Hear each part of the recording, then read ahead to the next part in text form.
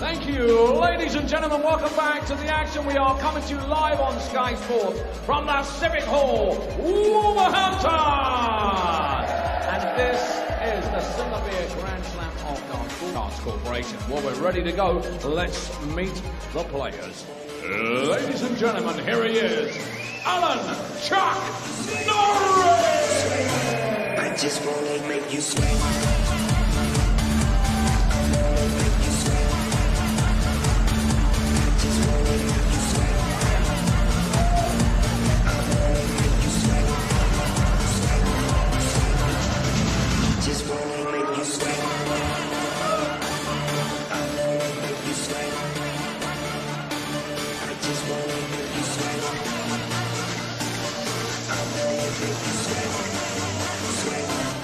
Just wanna make you sweat.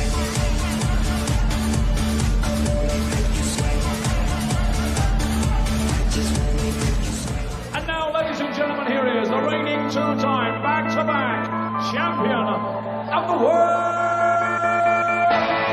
the flying Scotsman, Gary.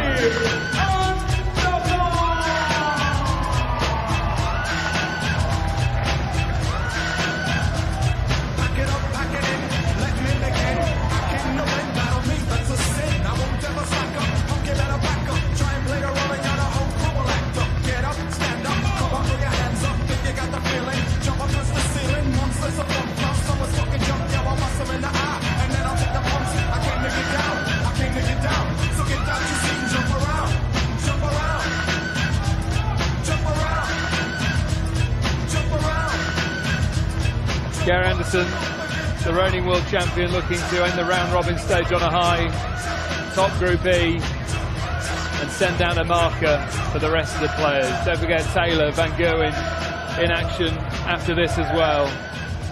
Alan Norris, former BDO world finalist, since broken into the PDC's top 32, had a disappointing tournament.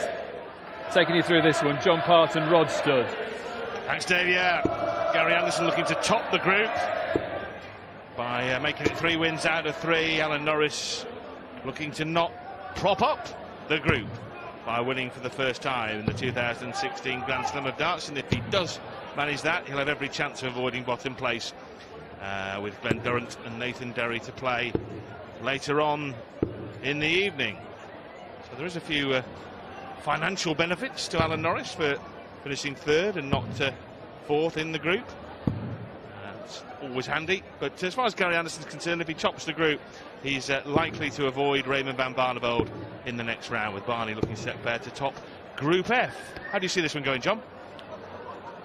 Well, you have, I think Norris has a lot more to gain from a win, although he's out. You know, he can build up his confidence for the next event, maybe send a message, this sort of thing.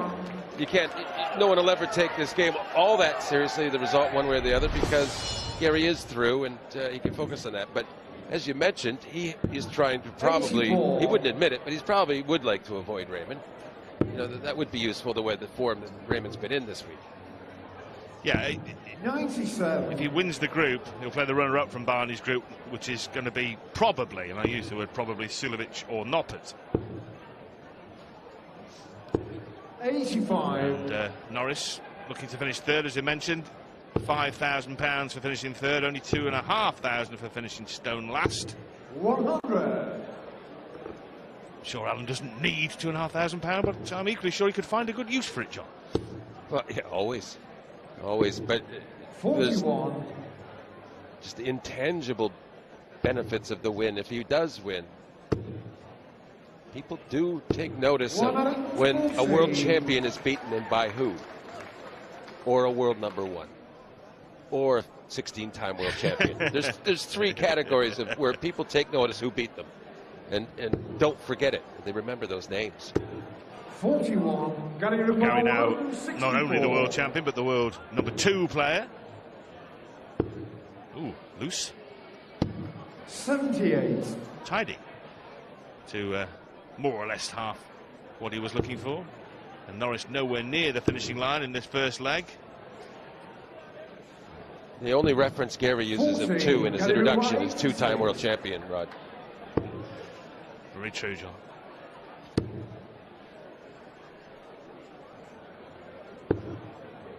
36. Well, it's been a bit of a pickle since he was on 164 a couple of visits ago for the two-time world champion. But Norris has, well, been abject in this opening leg. Oh, Gary, what's going on? Double 10 there, in and amongst the same area. Well, there you go.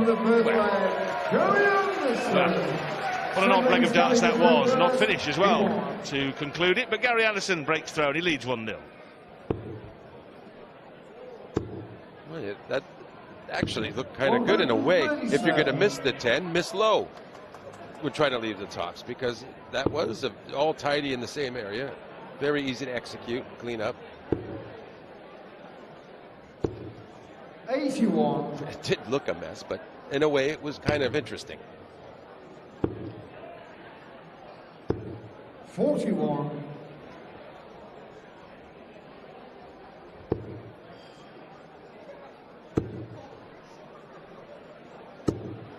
Oh, that's more like it. Well, when they last met, it was at the World Match Play. It's a game that Alan Norris won't forget in a hurry. First a 10-leg match in the first round of the match play. Well, it all started brilliantly for Chuck. Took the first leg, 104 outshot, led the world champion 1-0. He did not win another leg. He only lost by 9. So he lost 10 legs on the trot there to the world champ, and he's lost another one now, so the streak is at 11. Just when you thought it couldn't get any worse. And he'd probably be quite aware of that. I don't think it's affecting his performance, really. I think he's just disheartened in general. 2-0. Yes, I didn't mention that to Alan before he was going to go on stage. He'd be quite the friendly old teddy bear that he always is, had he been told that he's now lost 10, 11, 12 legs on the trot against Anderson. 140. Seen already a win for Benito van der Pas, making it 3 on the trot against Adrian Lewis, who's lost all his matches. But how about this, John? Adrian Lewis with a tournament average of 102.72 and lost all 3 games. It's a tough school, isn't it? That is, we said before in the watching it, unbelievable is the only way you can say it. It's far-fetched that somebody could do that. Better tournament average than Benito, who's won all his games and is through as the winner of Group H. Benito van der Pas. Anderson here looking very good to be the winner of Group E.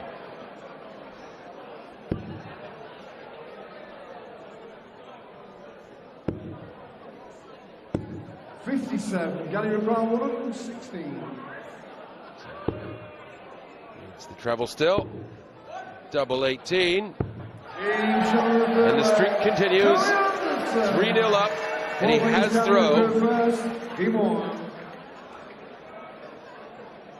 Well, Norris should have won his first game against Nathan Derry, really. He ended up losing it 5-4 and then was well beaten by Glenn Durrant. But in both those matches, he played at a much higher level than this, as John suggested. Looks dispirited, deflated. And he will shortly be defeated if he doesn't buck up quickly. Averaging only 75, which is just so far below. Well, it's 20 points below what he was averaging in the tournament that started play tonight. Yeah, he's getting beaten up like Popeye before the spinach arrives. 140. I don't think they have any cans in Wolverhampton. 58. Well, they may have cans, John, but not of spinach.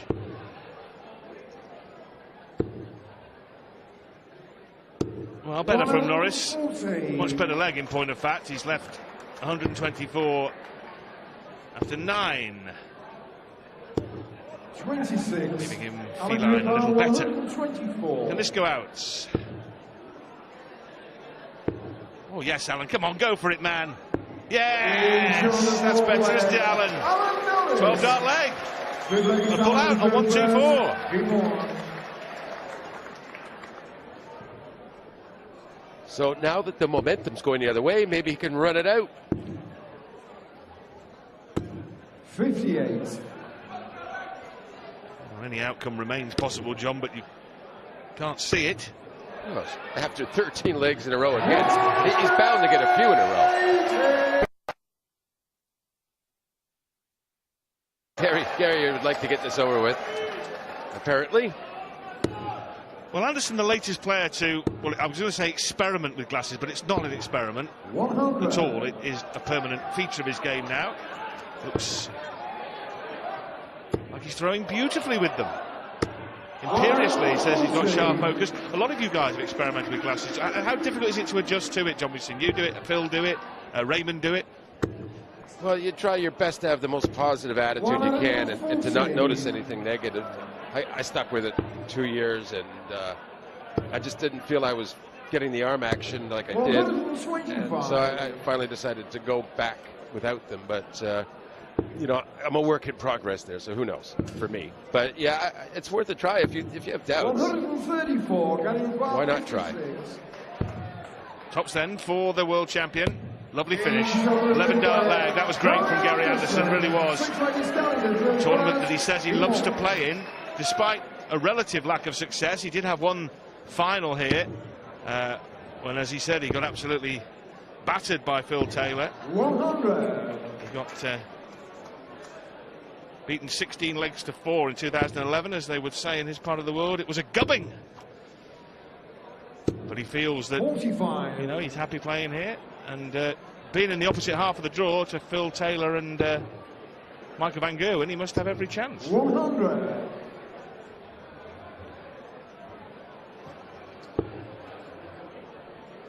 Yeah, it does seem quite relaxed, and not just here because he's already through. He's so easygoing, though, you know, before a game, before he walks up and you speak to him. And you know, many of the players are quite relaxed, but he's genuinely, it's not like just trying to be relaxed. He's at ease. He's happy with himself and where he is.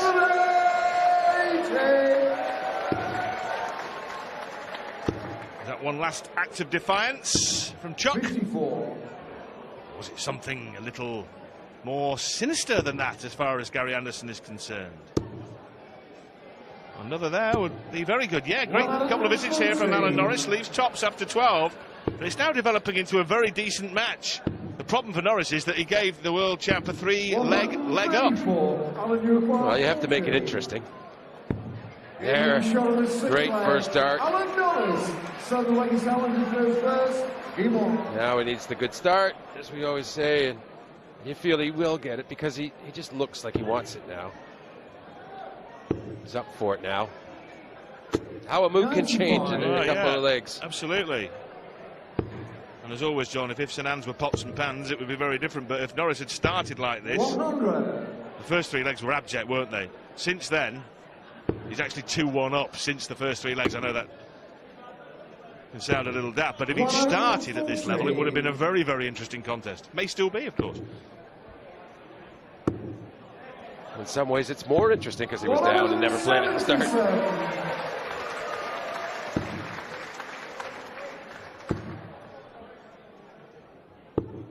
$96. Well, to leave 170. Well, need to stay there to leave 164 with a single. Even better to leave 124 with a treble.